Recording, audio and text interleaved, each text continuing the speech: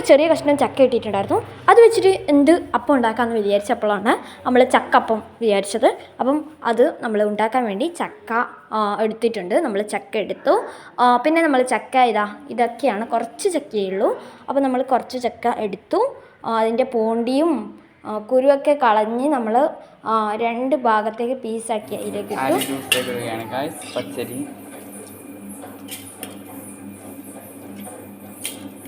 ആവശ്യത്തിനുള്ള മധുരം ചേർത്ത് കൊടുക്കുകയാണ് ഗായ്സ്.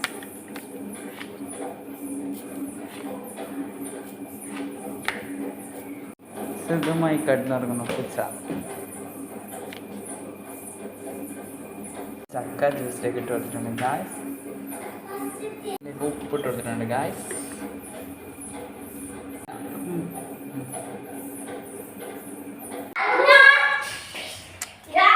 ജ്യൂസ് റെഡി കേട്ടോ.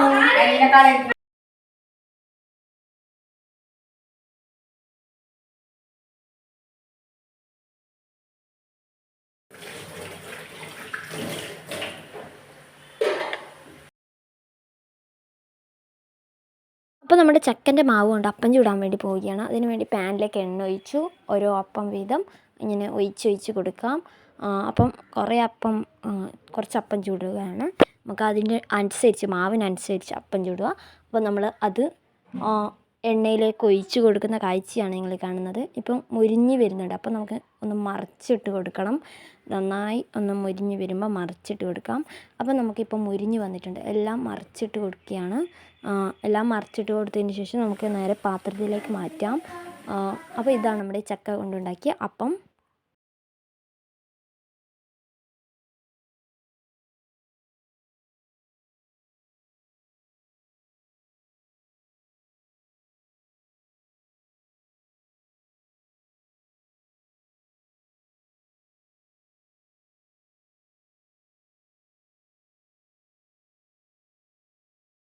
ാണ്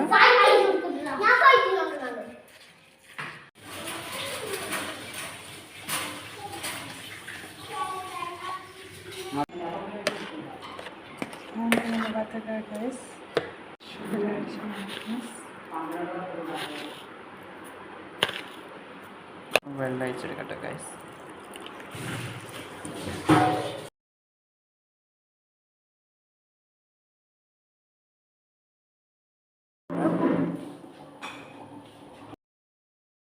പിന്നെ നമ്മൾ മീൻ പൊരിക്കുകയാണ് കേട്ടോ. ഇത് നമ്മൾ മീൻ പൊരിക്കുകയാണ്. രാത്രിയൊക്കെ പത്തലിന് വേണ്ടി മീൻ പൊരിക്കുകയാണ്.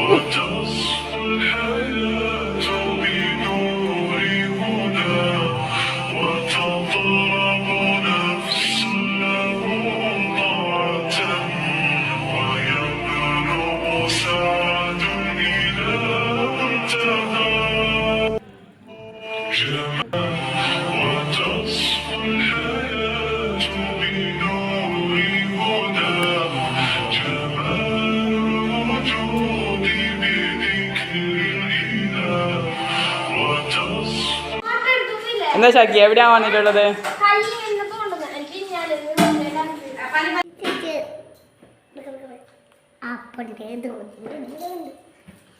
ഇതെന്ത്?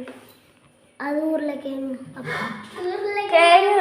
തേങ്ങപ്പം, ചക്കപ്പം, ബക്കറ്റ്, പിന്നെ പപ്പായ, പിന്നെ ഈത്തപ്പഴം, കുറെ ഗ്ലാസ്, പിന്നെ ജ്യൂസ്, ബക്കറ്റ് ജ്യൂസ്, പിന്നെ വെള്ളം, ഐസ് വാട്ടർ. ഐസ് വാട്ടർ ഒന്നല്ല കേട്ടോ, വെള്ളമാണ്. കാണാനില്ല. അപ്പം ഇന്നത്തെ നോമ്പുറ ഇച്ചിരി കൂടിയേ ഉള്ളൂ. ഇവളും കൂടിയുണ്ട്. നീ ഏടാ വന്നത്? എണ്ണ കുളിയെന്ന് ഏടാ വന്നത്? അത് അതിലേക്ക്